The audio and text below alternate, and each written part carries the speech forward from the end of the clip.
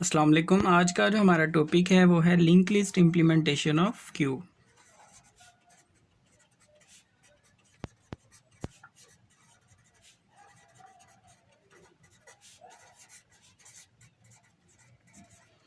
Last lecture में हमने Q को एज एन अरे देखा था, तो आज हम लिंक लिस्ट से करेंगे।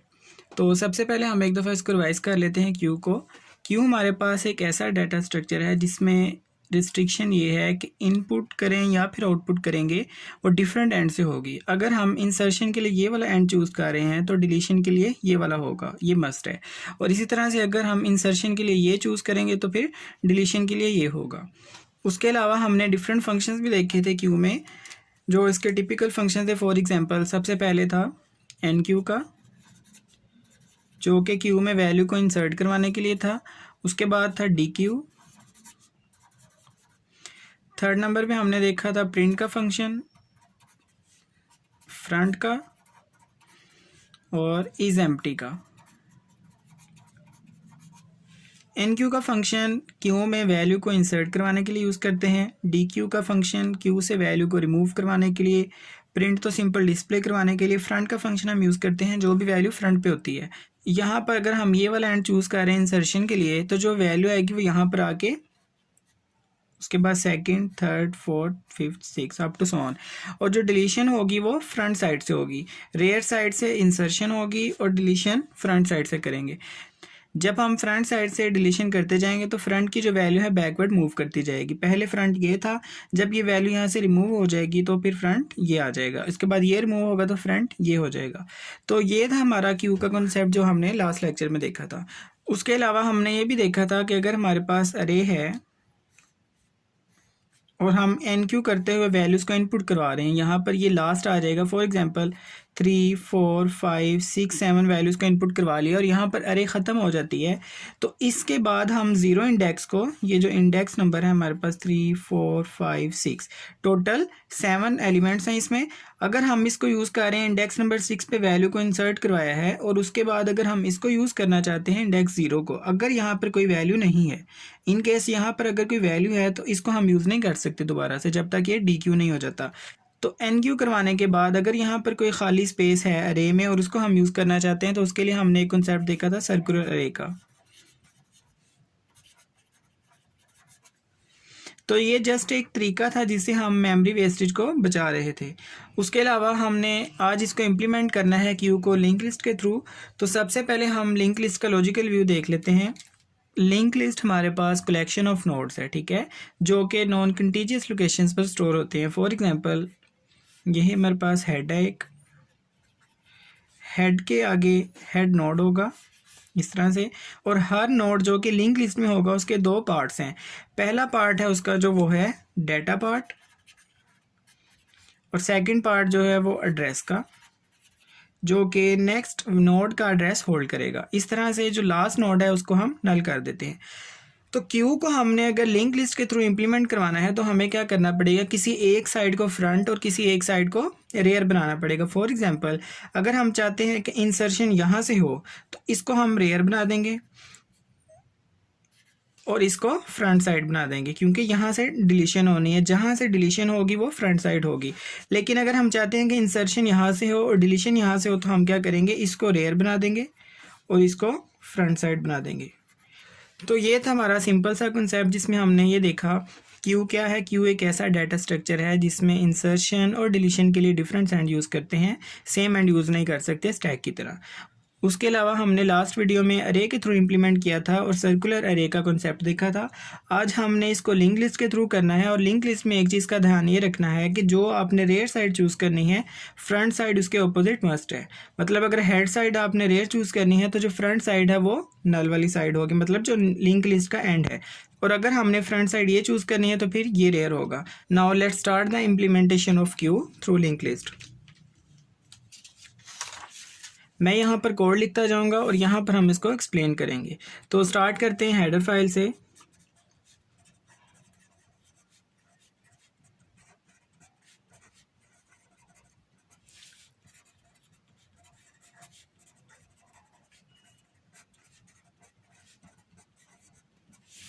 सबसे पहले हम एक स्ट्रक्चर बना लेते हैं, स्ट्रक्ट नोड में हमारे पास दो वैल्यूज आती हैं, एक डाटा की और सेकंड नोड टाइप का ही नेक्स्ट। और यहाँ पर स्ट्रक्चर फिनिश, क्योंकि हमने देखा था कि जो नोड है उसमें हमारे पास दो चीज़ें हैं, फर्स्ट वन जो है वो डाटा और सेकंड एड्रेस या फिर नेक्स्ट, जो कि नेक्स्ट नोड का एड्रेस होल्ड करेगा। उसके बाद जिस तरह से लिंक लिस्ट में सबसे पहले हमने हेड क्रिएट किया, स्टैक में हमने सबसे पहले टॉप क्रिएट किया, तो यहाँ पर हम फ्रंट और रेयर बना लेंगे। तो नोड टाइप का बनाएंगे फ्रंट और उसको नल कर देंगे। जिस तरह से हमने लिंक लिस्ट में हेड को किया, स्टैक में टॉप को किया, इसी तरह से क्यू में फ्रंट को और रेयर पार्ट को नल कर देंगे। उसके बाद फंक्शन लिखते हैं एनक्यू का। एनक्यू का फंक्शन लिखते हैं वाइड, इसकी प्रोटोटाइप, उसके बाद फंक्शन का नाम, और हमने एक वैल्यू इंसर्ट करवानी है, इंटीजर टाइप का आर्गुमेंट आ जाएगा एक एक्स के नाम से और यहाँ से फंक्शन स्टार्ट होगा। अभी तक हमने सिर्फ एक स्ट्रक्चर बनाया है, उसके अलावा हमने फ्रंट और रेयर को नल कर दिया है। सबसे पहला काम यह है कि एक नोड क्रिएट करेंगे, तो स्टार्ट करते हैं नोड टाइप का एक टेम्परेरी नोड क्रिएट करते हैं टेम्प के नाम से और उसको न्यू से मेमोरी एलोकेट करेंगे। ठीक है, तो इस तरह से करने से हमारे पास यहाँ पर एक नोड क्रिएट हो जाएगा। इस तरह नोड क्रिएट होगा जिसके दो पार्ट हैं, पहला डाटा पार्ट और दूसरा एड्रेस। अभी तक सिर्फ नोड क्रिएट हुआ है और इसका नाम क्या है, टेम्प। इस नोड का नाम है टेम्प। अब हम यहाँ पर डाटा पार्ट को फिल करते हैं कि जो टेम्प का डाटा है उसको वैल्यू मिल जाएगी जो भी यहाँ पर आएगी एक्स। ठीक है, for example user value enter करता है 3, तो यहाँ पर 3 आ जाएगा। उसके बाद नेक्स्ट लाइन में टेम्प का जो नेक्स्ट पार्ट है उसको नल कर देंगे। ठीक है, ये लाइन लिखने से ये नल हो जाएगा, यहाँ से नल हो जाएगा ये नोड है जो। उसके बाद हम यहाँ पर एक कंडीशन लगाएंगे, इफ़ फ्रंट एंड जो रेयर है वो नल है। अगर ये कंडीशन हमने रे वाले पार्ट में भी देखी थी कल, अगर तो फ्रंट भी नल है और रेयर भी नल है तो इसका मतलब क्यू में कोई भी नोड क्रिएट नहीं हुआ। तो सबसे पहले एक नोड क्रिएट करेंगे, वो किस तरह से होगा, फ्रंट और जो रेयर की वैल्यू है उसको इक्वल कर देंगे टेम्प के। मतलब जो फ्रंट था और रेयर था पहले दोनों नल थे, अब क्या किया हमने, पहले ये जो फ्रंट था इसको यहाँ पर बनाते हैं, ये फ्रंट है और ये रेयर है। पहले ये किसको पॉइंट कर रहे थे, नल को। अब हमने क्या कहा, ये दोनों किसको पॉइंट करेंगे, टेम्प को। तो ये इसको पॉइंट करना शुरू कर देगा और ये भी इसको पॉइंट करेगा। ठीक है, अभी तक हमने इतना काम किया है। ये तो हो गया, एक नोड क्रिएट होगा क्यू में। उसके बाद लेट से अब एक नोड क्रिएट हो गया है, यूज़र सेकंड नोड एंटर करवाना चाहता है, तो उसी तरह से पहले एक नोड क्रिएट होगा टेम्प के नाम से, जिसके दो पार्ट्स हैं, data part, for example user enter करवाता है 4, ये करवाने के बाद टेम्प का डाटा आ गया। उसके बाद टेम्प का जो नेक्स्ट है नल कर देंगे। अब जो इसका नेक्स्ट है वो नल कर देंगे और इफ़ फ्रंट ये वाली कंडीशन चेक होगी और ये फॉल्स हो जाएगी। ये फॉल्स होने पर हम क्या लिखेंगे कि जो रेयर का नेक्स्ट है उसको भी टेम्प कर देना है, टेम्प के इक्वल। ठीक है, और रेयर को भी टेम्प के इक्वल। इस तरह से ये फंक्शन ख़त्म। अब हम ये देखते हैं कि किस तरह से इम्प्लीमेंट हुआ है। अगर ये कंडीशन रन नहीं होती, यहाँ पर सबसे पहले इस लाइन पर एक नोड क्रिएट हो गया, इस लाइन पर हमने वैल्यू इंसर्ट करवा दी, इस लाइन पर हमने उसको नल कर दिया।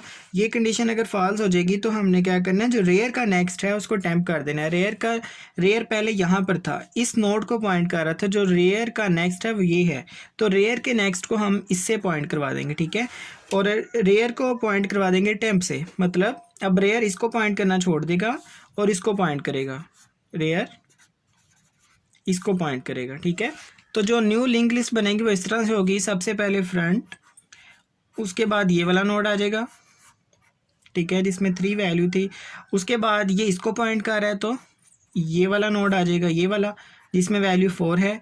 उसके बाद ये नल है और जो रेयर है वो यहाँ पर है, रेयर इसको पॉइंट कर रहा है। तो इस तरह से ये फ्रंट साइड है। जब हमने एक ही नोड को इंसर्ट करवाया था, अरे में भी हमने देखा था जब फर्स्ट नोड होगा तो रेयर और फ्रंट की वैल्यू सेम होगी, इसलिए जो स्टार्टिंग में रेयर और फ्रंट एक ही नोड को पॉइंट कर रहा था जो कि फर्स्ट नोड था।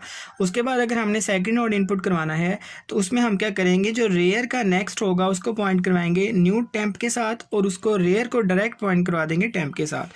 फॉर एग्जाम्पल अगर मैंने एक और नोड क्रिएट करना है तो मैं क्या करूँगा, यहाँ पर एक और नोड आ जाएगा, फॉर एग्जाम्पल उसमें 5 वैल्यू है। उसके बाद क्या करेंगे, रेयर अब इसको पॉइंट कर रहा है ना इस नोड को, तो रेयर का जो नेक्स्ट है वो इसको पॉइंट करवा देंगे और रेयर को पॉइंट करवाएंगे इस टेम्प के साथ। तो रेयर अब यहाँ से ख़त्म हो जाएगा और यहाँ पर आ जाएगा, अब इसको पॉइंट करना शुरू कर देगा और ये हमने कहा इस लाइन में आके नल है। ठीक है, तो दोबारा से देखें, रेयर इसको पॉइंट कर रहा है, इस लाइन में क्या डिफरेंस है, पहले रेयर का जो नेक्स्ट है वो टेम्प को, मतलब रेयर पहले इसको पॉइंट कर रहा है, इसका नेक्स्ट इसको। ठीक है, तो रेयर का जो नेक्स्ट इक्वल्स टू टेम्प करने का मतलब रेयर के नेक्स्ट को टेम्प से पॉइंट करवाना, और रेयर को टेम्प करने का मतलब रेयर को डायरेक्ट इससे पॉइंट करवाना। तो इस तरह से लिंक लिस्ट क्रिएट होती जाएगी। अब हम देखते हैं इसका DQ का फंक्शन। पहले DQ का फंक्शन लिख लेते हैं, उसके बाद इसकी एक्सप्लेनेशन करते हैं। वाइड DQ, यहाँ पर फंक्शन आ जाएगा। सबसे पहले हमने क्या करना है, एक नोड क्रिएट करेंगे टेम्प के नाम से, नोड टाइप का एक नोड क्रिएट करेंगे और उसको न्यू से मेमोरी एलोकेट करेंगे। उसके बाद सबसे पहला काम ये है कि हमने एक चेक लगाना है, if front equals to null. अगर तो फ्रंट नल है, देखिए हमने वैल्यू को निकालनी है और वहाँ पर कोई वैल्यू होगी तो निकलेगी ना। अगर तो फ्रंट नल है तो हम एक मैसेज प्रिंट करवा देंगे, सी आउट एरर का करवा देते हैं और उसके बाद हम यहाँ से रिटर्न, ये काम ख़त्म अगर ये वाली कंडीशन रन होती है। और अगर हम लिखते हैं if front equals to rear, मतलब देखिए मैं यहाँ पर नोड क्रिएट करता हूँ लिंक लिस्ट में। सबसे पहले हमने क्या किया था, सबसे पहले था फ्रंट, उसके बाद क्या था, 3 नोड क्रिएट कर लेते हैं इस तरह से, 1 2 3। तो जो रेयर था अभी तक वो लास्ट वाले को पॉइंट कर रहा था, ये फ्रंट था और रेयर यहाँ पर था, और जो इसका नेक्स्ट था वो नल था। अभी तक हमने ये देखा था, ये फ्रंट है और ये रेयर। लिंक लिस्ट में वैल्यू 3 4 5, लेट्स से इसका एड्रेस 100 है, इसका एड्रेस 200 है, इसका एड्रेस 300 है। तो इसका जो एड्रेस है इसके पास, इसका एड्रेस 200 इसके पास, इसका एड्रेस 300 इसके पास, और जो ये नल है सिंपल, और रेयर इसको भी पॉइंट कर रहा है। ठीक है, जो 300 एड्रेस है वो इसके पास है। इस तरह से था। अगर हमने वैल्यू को DQ करवाना है, वहाँ पर कोई वैल्यू है ही नहीं, तो हम एक मैसेज प्रिंट करवा देंगे। और अगर फ्रंट रेयर के इक्वल है, मतलब जो सबसे पहले हमने एक ही नोड क्रिएट किया था जहाँ पर इस तरह से, जहाँ पर रेयर और फ्रंट एक ही नोड को पॉइंट कर रहे थे, इसको, इसका मतलब कि क्यू में सिर्फ एक ही नोड मौजूद है। अगर वहाँ पर एक ही नोड है तो हम क्या करेंगे, यहाँ पर आके क्या लिखेंगे, if front equals to rear है तो हम सिर्फ फ्रंट को और रेयर को दोबारा से नल कर देंगे। दोबारा से नल करने का मतलब रेयर और फ्रंट अगर दोबारा से नल हो जाएंगे तो इसका मतलब वो इसको पॉइंट करना छोड़ देंगे, और जब ये नोड ही नहीं होगा तो वो लिंक लिस्ट से ख़त्म हो जाएगा क्यू से। तो node front equals to null लिखा था जब हमने, तो इसकी स्टार्टिंग वैल्यू नल थी, मतलब कि किसी को पॉइंट नहीं कर रहे थे। अब हमने इसको दोबारा से नल कर दिया, इसका मतलब वो पहले नोड को पॉइंट नहीं कर रहे। तो इस तरह से हम फर्स्ट कंडीशन को चेक करते हैं कि अगर एक ही नोड है तो उसको सिर्फ हम फ्रंट को और रेयर को नल कर दें, और अगर वहाँ पर एक से ज़्यादा नोड हैं तो उसके लिए क्या कंडीशन होगी, वहाँ पर हम क्या लिखेंगे, एल्स पार्ट कि फ्रंट इक्वल्स टू फ्रंट का नेक्स्ट। ये कंडीशन चेक होगी, if front equals to null तो फ्रंट नल नहीं है। ये कंडीशन चेक होगी, if front equals to rear, तो ये कंडीशन भी फॉल्स है। अब यहाँ पर ये वाली कंडीशन रन होगी, एल्स यहाँ पर फ्री टेम्प। यहाँ पर हमने एक काम करना था, जो नोड टाइप का हमने एक टेम्परेरी नोड बनाया था उसको मेमोरी एलोकेट नहीं करवानी, बल्कि टेम्प को हमने फ्रंट का एड्रेस देना है, जिस तरह हम लिंक लिस्ट में एड्रेस देते थे। ठीक है, तो यहाँ पर हमने सिर्फ उसको स्टार्टिंग एड्रेस देना है, जिस तरह लिंक लिस्ट में हम हेड का एड्रेस देते थे, स्टैक में हम एड्रेस देते थे उसका टॉप का। इसी तरह से क्यू में हम एड्रेस देंगे फ्रंट का, क्योंकि जो हमने डिलीशन करनी है वो फ्रंट साइड से करनी है। तो टेम्प के पास पहले किसका एड्रेस है? फ्रंट का। तो एक जो हमने ये टेम्प क्रिएट किया है इसको यहाँ पर लिखते हैं टेम्प, और उसको एड्रेस दे दिया फ्रंट का। फ्रंट का एड्रेस देने का मतलब इसी नोड का एड्रेस देना है, तो जो इसका एड्रेस है 100 वो इसके पास आ जाएगा। तो टेम्प के पास अभी तक 100 एड्रेस है, तो ये जो 100 है यहाँ पर आके डिलीट हो जाएगा। तो इस तरह से जो टेम्प के पास पहले वैल्यू थी 100 थी, तो उसके बाद हमने ये लाइन लिखी कि हर दफ़ा एड्रेस चेंज करते जाना है और यहाँ पर आकर उसको डिलीट करवाते जाना है। तो ये था DQ का फंक्शन। अब हम प्रिंट का फंक्शन लिखते हैं या डिस्प्ले का, जो कि स्टैक लिंक लिस्ट सब में सेम था। तो void डिस्प्ले, सबसे पहले हम एक नोड क्रिएट करेंगे टेम्प के नाम से और उसको भी एड्रेस दे देंगे फ्रंट का, जिस तरह से लिंक लिस्ट में स्टैक में देते थे।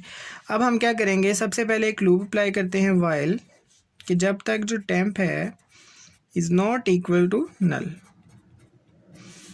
जब तक वो नल नहीं हो जाता हम क्या करेंगे, सी आउट करवा देंगे टेम्प का जो डाटा है, और उसके बाद हम मूव कर जाएंगे टेम्प के नेक्स्ट में। यहाँ पर आके हम एक न्यू लाइन प्रिंट करवा देंगे। लास्ट पे हम लिखेंगे मेन का फंक्शन,